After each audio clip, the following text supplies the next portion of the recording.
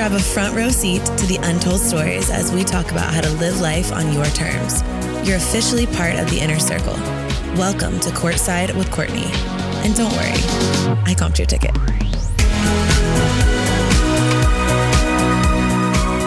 Welcome back to another episode of Courtside with Courtney. Today, I have a special podcast for you guys, something that I am not particularly excited to talk about or looking forward to talking about, but I do hope by having a conversation that this will help just one person or maybe a couple of people. And we're going to talk about grief today. Obviously not like a fun topic. However, it is very real and something that happens in life and something that I have had the unfortunate experience of having too much of in my life. And I think that something that I've found to be a silver lining to experiencing grief in my life it's been a nice connection point for people. It's been cool to be able to help other people who are going through similar situations. So for me, my outlook is the silver lining is at the end of the day, if I can help just one person in this situation feel like they're not alone or they're not the only person that's experiencing something like this, then it's worth doing and worth talking about. So just know that this isn't fun for me, but I hope that it will be at least helpful and it can be kind of a safe space for all of us to come if we're experiencing something like this. So little backstory about me. If you're new, I lost my dad about 5.5 years ago to colon cancer. And I really hadn't experienced too much grief or loss prior to that. I had lost several grandparents. And again, this is just my personal experience, just one person's opinion. But for me, losing a parent is very different than losing a grandparent, much like I'm sure, God forbid, like losing a child would be very different than losing a parent. Like everything has different layers of complexity. And so there's something about, for me, losing my grandparents was deeply sad because I loved them so much and they were each incredible, vibrant, amazing people.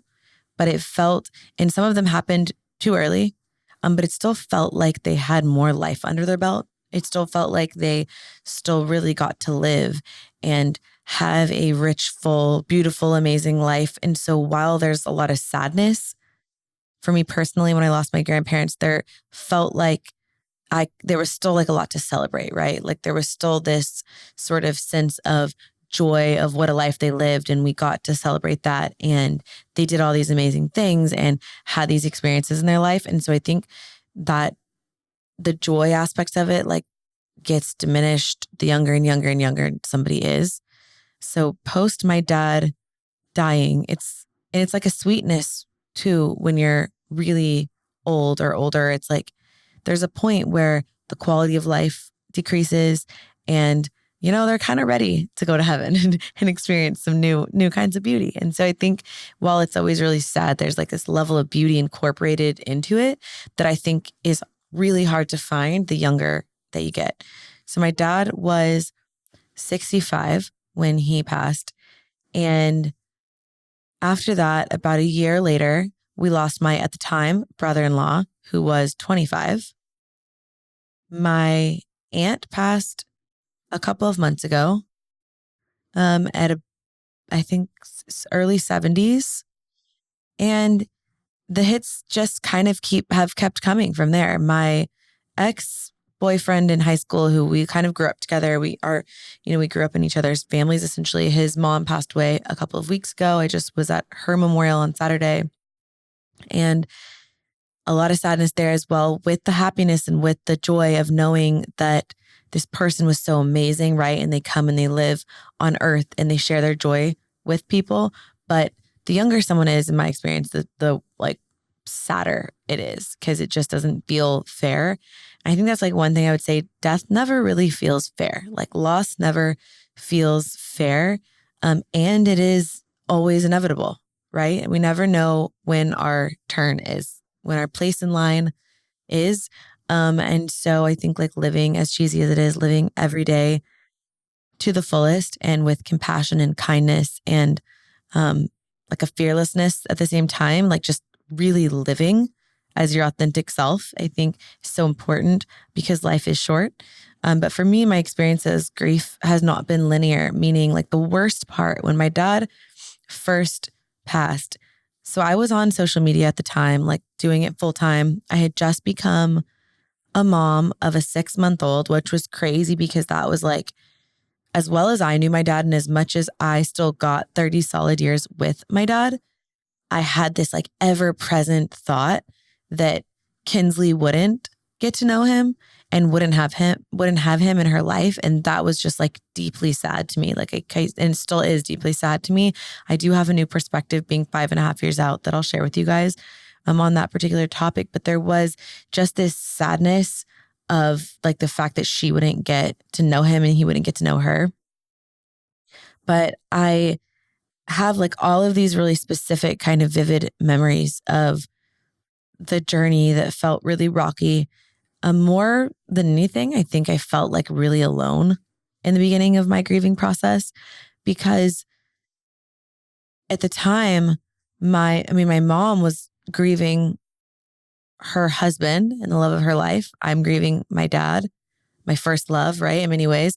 And we were each grieving in our own way and differently. But like when the person that has been your support system for so long is having to be their own support system, like my mom was experiencing her own waves and her own sets of waves and crashes into her house and trying to make sure that the stilts didn't collapse underneath her. So she couldn't really come next door to my house and make sure that all the hatches were battened up there. Like we were all, I think, just trying to hold it together and do the best that we could. But that did result in me feeling really alone through the process. I was married at the time and I didn't feel supported at all in that either.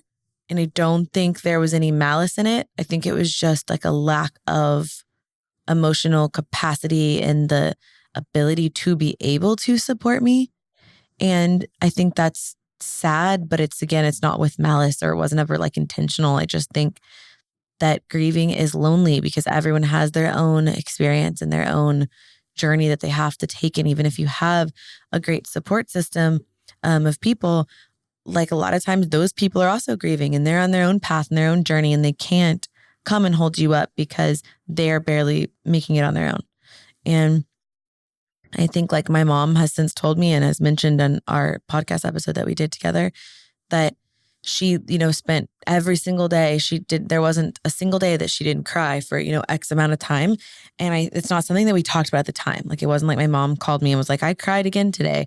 We didn't have those conversations at the time. We have since had them. But for me, grieving was lonely and it was difficult to experience that alone.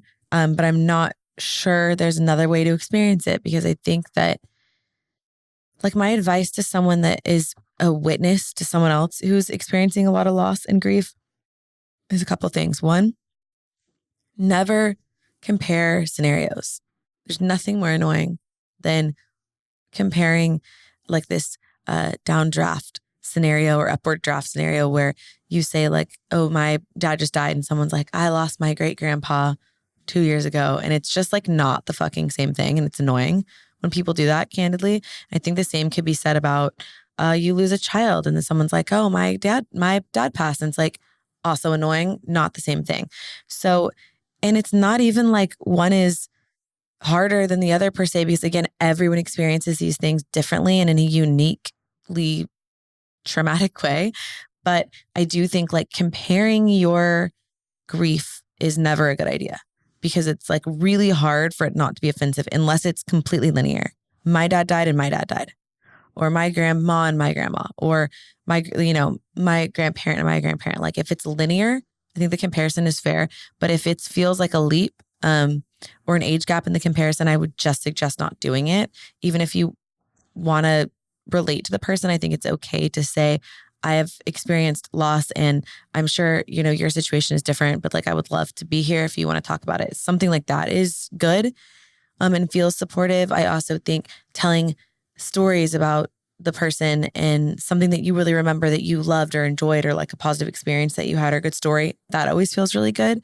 There's also like another no in the no category is coming up with like a look in your eyes that you feel bad for somebody. That's the worst thing that you can do when someone's trying to hold it all together, is come up to them and look at them and be like, I am so sorry. Like, they feel bad for you. My mom and I have had this shared experience. We feel the same way. It's like, you don't want someone's pity in that moment. It's like not helpful at all. And so those are some things to watch out for. I think if you don't know how to show up for someone and you want to show up for them, the best thing that you can do is say that. Say, I have no idea how to help you. I have never experienced this, but I want to help. I'm here. What can I do? Or I'm here. How can I help? Is there anything that I can do that will help you feel even a little better today? Is there anything that you want to talk about? Do you want to share anything? Is there anything? So just asking rather than trying to put your own experiences onto someone else and say, people did that when I was pregnant too. Now that I think about it, I feel like when you get pregnant, people share their really good experiences and then their traumatic experiences and kind of like dump it onto you. And it feels really inappropriate, right?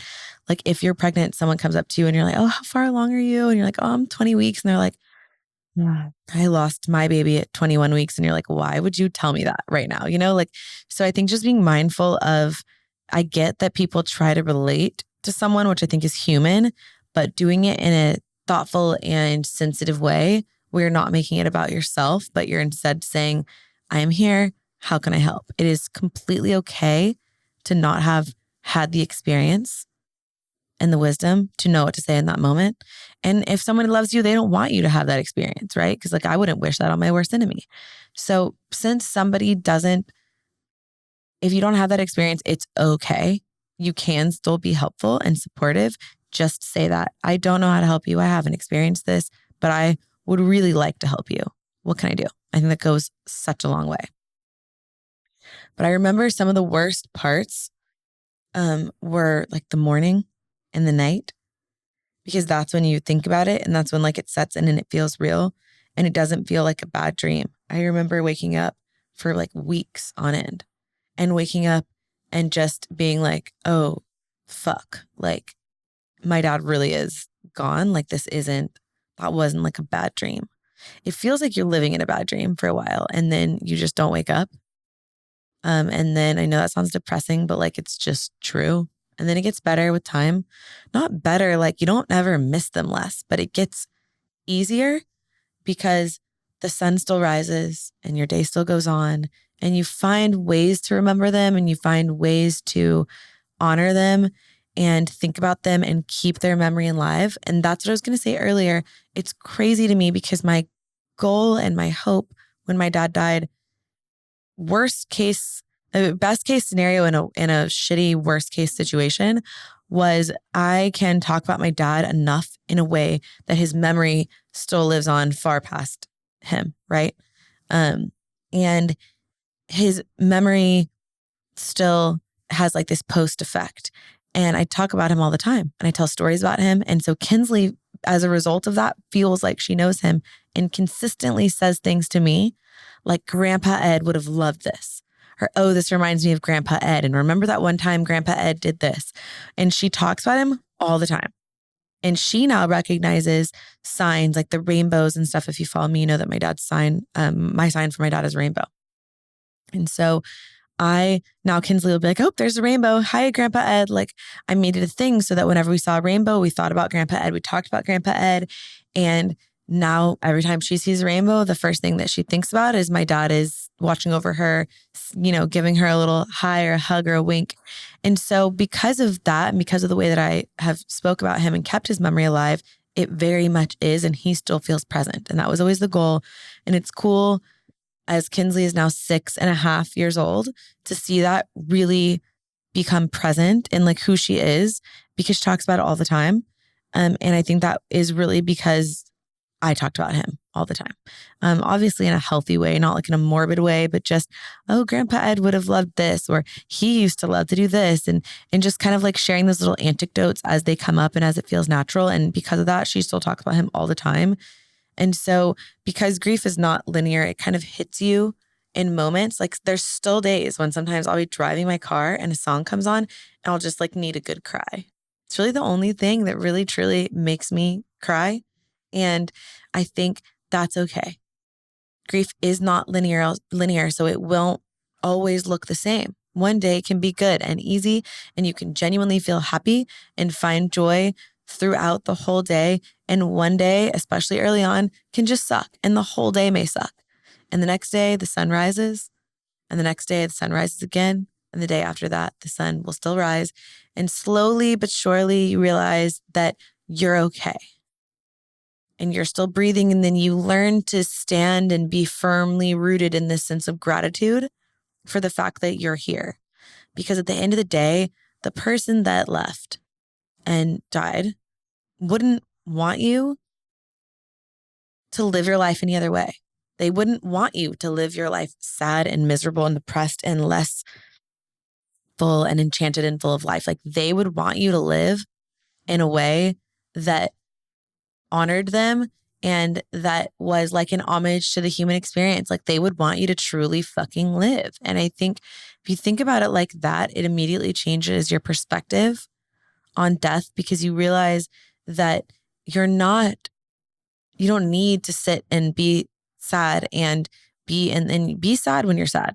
Like, have your moments, have your days, have your weeks, but pick yourself up and know that the person that has left would want you to live your life to the fullest, and you live from a place of gratitude and happiness and joy that you just, I don't think, really experience if you haven't experienced loss, because it does change you.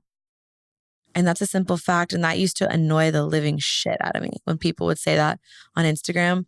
People would say, like, post my dad dying. They wouldn't reference that specifically because I don't think they had the emotional awareness and capacity, like the EQ, to really get that. But when people are like, you've changed, and it's like, fuck yeah, I've changed. And like, when you have to like kiss the person that you love goodbye when they're no longer breathing, like, you'll change too. And again, it's not something that I would ever wish on my worst enemy, but like, that does change you. And I think to remain unchanged in the face of that would be like hardcore sociopathic. Like, it just does change you. And to not feel that is to not experience it. And I don't know how you do that as a human being, you know? So I do think grief changes you. And I think that's okay, because it's just part of life. And since my dad has died, past the days and the moments of waking up, realizing that it wasn't in fact a bad dream, or like going to my phone and like, and it just out of instinct of like calling my dad for, 20 something years, going to like find that number and then be like, I can't call you. Like, there's moments like that that are rob you of like little pieces of yourself, and it's just true. But from that, you become stronger and more resilient. And if you can push through those moments, like, I am undoubtedly like a better person today. I am a stronger person today. I am a more thoughtful and kind and caring and smarter and more rooted, grounded, grateful, better person today than I was before my dad died. If I could rub a genie and take it back, and that wasn't like in the 3 wishes that you couldn't make, of course I would do it. Whenever someone asks me the question, who would you want to have dinner with, dead or alive? It's my dad, 15 out of 10 every time. So if I could take it back, of course, like, I would. And I am a better person because I chose to become resilient and to fight through it. And you can do that too. You just have to keep waking up, and you put one foot in front of the other, and you keep going. And little by little, it gets a little bit less painful, because there's like this scale, a sliding scale. Because again, grief is not linear. So you can go a little forward and then get whipped backwards. But there's this sliding scale in which it starts at pure sadness and despair and like fucking awfulness, and then moves to gratitude and joy and light. And I think that you slide on the scale the more time goes on, slowly, and then you might get pushed back a little bit, and then you go down a little bit more on the scale, until one day you're somewhere in this zone of like, I'm joyful, and I'm grounded, and I'm rooted, and I feel grateful to be here and to have air in my lungs. And I feel grateful to have known this person and to experience them. For me personally, like I feel so grateful to have known my dad, and I would not be the person that I am today without him, period. But it's hard every day. But you have those moments where you get closer and closer to joy, and you feel that, and that overwhelms you more than the sadness. And so I think you just have to keep going. And thank you. It doesn't mean that it's not sad. Like you're never not sad. Obviously, I'm crying right now. But my overarching where I am on the line is so far closer to this side now. I'm so far closer to the joy. Like there's so many more moments where when I think about my dad, I'm happy and I'm like overwhelmed with a gratitude for knowing him than I am a sadness. And it's not unless I'm like deeply talking about like the minute that he died that I'm like sad, like I'm over more oftentimes than not. I'm happy that I had a great dad. I also think if you pay attention, life tells you everything that you need to know. Like God like shows you things. So it's signs for the person, or they show you that like I have now encountered, and this is just because it was my dad that I lost specifically, but it's like I've now encountered so many people who have had shitty dads and bad experiences growing up and parenting, or absent parents or terrible parent or whatever, like all these things. And so I've grown an even deeper appreciation for my dad the longer time has gone, because those are the stories that have become ever present to me. And then even things like where I'm in my career right now, and I'm an entrepreneur, and I've built this amazing business with amazing people, and like point fucking blank, like wouldn't have the work ethic that I have if it wasn't for my dad. And you bet your ass that was annoying as hell when I was growing up. Like there were times when my dad would be like, I just want you to understand like the value of $1, and like I'm not gonna give you this thing or that thing, and we're not buying this, and you haven't earned it. And I'm like, good Lord, like I just want a manicure, like I just want the bag that like all my friends have. And it was just, no, you want it, work for it. And guess what? Today, I am so grateful for that. And it's like him and I had this sort of funny relationship where we tease each other a lot. And so I would never admit that to his face. I guess he's listening probably technically. So he knows that. But it's like one of those things where through all my teenage turmoil and struggle, like now I'm so grateful because I wouldn't have the heart I have. I wouldn't have the work ethic that I have. I wouldn't have the grit I have. I wouldn't have like the tenacity. Like I wouldn't be me if it wasn't for him. And so the more time goes by in times of loss, especially if it's someone that you had a positive relationship with, things get better. And you realize that the things that they taught you are still present, and more present probably now than ever. So while you can't choose what happens in life, and I couldn't choose that he got to stay or go, you can choose what happens next, and you can choose how you handle yourself and carry yourself, and you can do it guilt-free because that is what the person that loved you would have wanted you to do. And having that wherewithal is okay. And also, by the way, you can handle grief however the fuck you want. You can laugh about it. You can cry about it. You can disappear. You can go out. You can do whatever you need to do because it is your choice and your choice alone to make, and only your choice. And fuck everybody else's opinions because they don't matter. It's literally just your choice.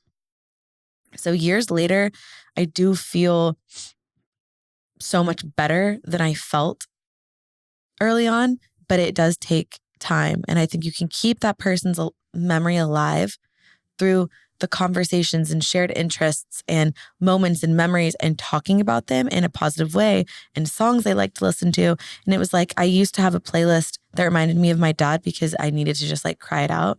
And I had like my crying playlist, and now I have like my happy playlist. Now I have the playlist and the songs that make me think about him and like revere those times in a positive way.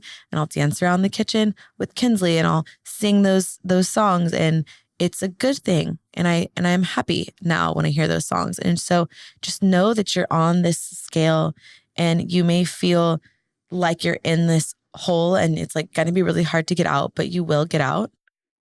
Just know that, but you have to just like keep fighting forward.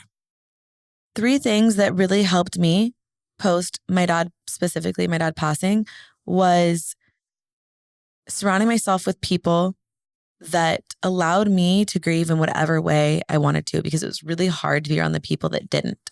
Meaning like the people that I didn't feel supported around, or the people that didn't. So like my mom, for example, while we weren't grieving the same way really, I still was able to grieve around her because I was comfortable enough around her in whatever way I needed to. So it's like I wanted to talk about my dad and she didn't, but I could. And then she just wouldn't. And that was also okay. So we allowed each other to kind of grieve independently together in a way, if that makes sense. I had a friend that came to stay with me, and I remember she said to me, she said, "What do you want to do today?" She was like, "Do you want to cry and sit here and we could do nothing and I'll cry with you and I'll be right here? Or do you want to get up and go laugh and go shopping? And like, basically, do you want to distract yourself or do you want to wallow in it?" And that kind of was such a good question because, and if you ask yourself that question, it's also great. It's like, today, am I wallowing or am I distracting? Because those were kind of like, for me, my 2 like ends of the spectrum. And I was like, today I'm distracting. Like today I want to go out. I want to laugh.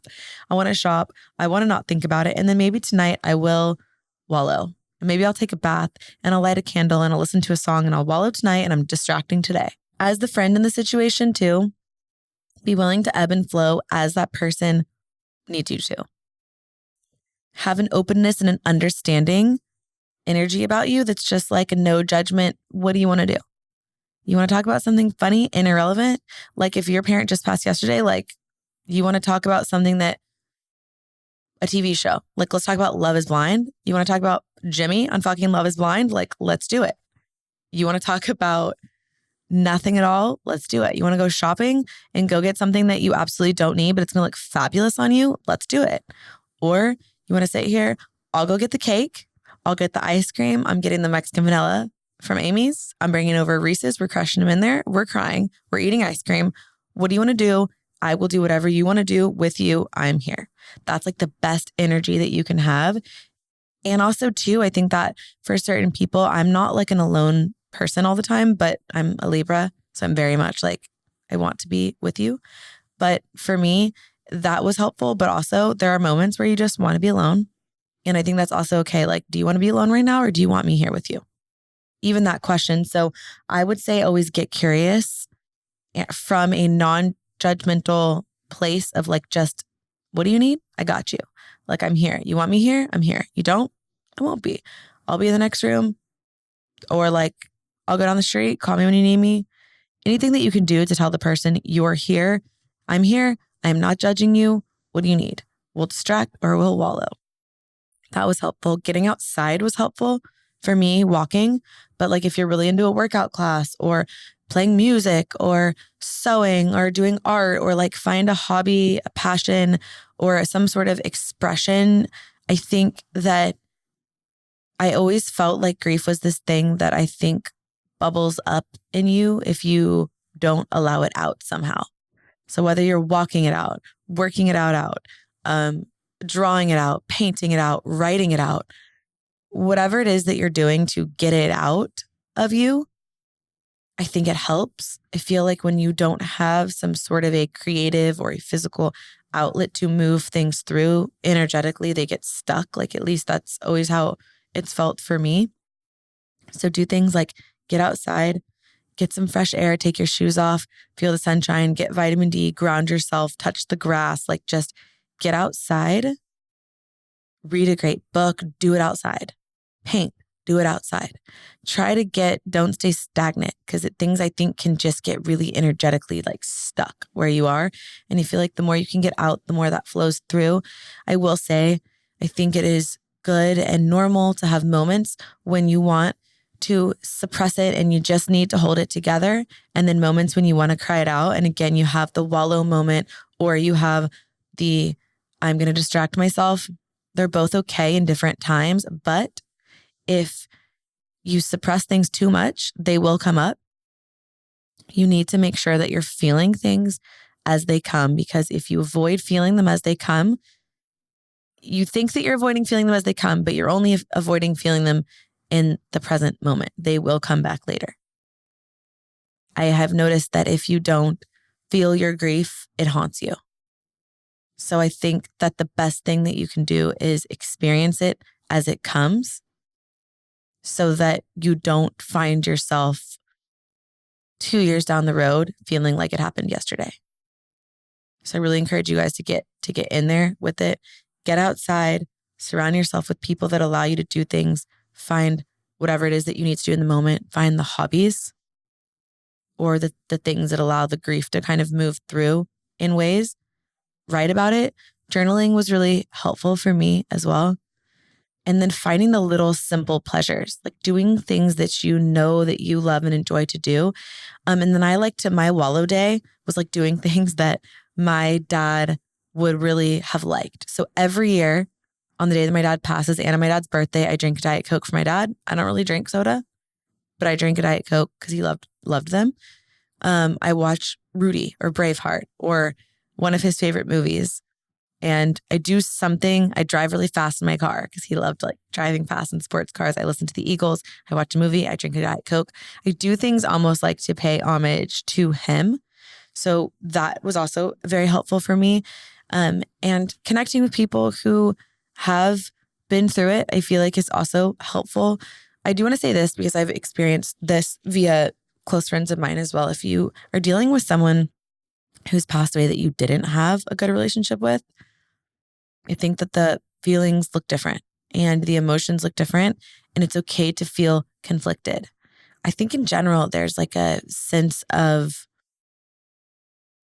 opposition of feelings and a sense of like this paradox within death and grief, where like my dad, for example, at the end of being sick, was so sick and weak that he was miserable. And he didn't want to be here anymore. Not because he didn't want to be here. Of course, he wanted to be here healthy and present and alive and well, but he didn't want to be here in his frail, fragile, pain-staken state that he was in, right? So there's a weird line between like, I want you to stay and fight, and like, it's okay to let go too. And so I think just also knowing that there is going to be, especially if someone is like passing far before their time, there's conflicted emotions that go into death, and that's normal. And whatever it is that you're feeling is normal to you, and that's okay. It's okay to experience these things differently. So if you're dealing with like somebody that you had a really bad relationship with and they pass, like that's going to look completely different than me dealing with my dad that I had a good relationship with. So I think it's like always okay to just understand at the ground level of grieving, everyone grieves differently. Grief is not linear. You will have great days and you'll have terrible days. You'll have days when you take 3 steps forward and then you'll have setbacks, and it's all normal. Crying is normal. Laughing is normal. Wallowing is normal. Distracting yourself is normal. It's normal to want to be with people, and it's normal to want to be alone. It's normal to not stop thinking about the fact that this person's gone, and it's normal to forget completely until you go and try to call them. It's all normal in a weird way. And so grieve in whatever way helps you get through it. You have to almost respect your own grieving process enough to know that it's okay if it looks different, because it's all normal. Well, much like grieving, this was an emotional roller coaster. Hopefully this helped just one person. You guys know where to find me. Obviously, reach out on Instagram, DM me. I'm always here if you guys want to talk. I love you, and I'll see you in my next episode. Bye.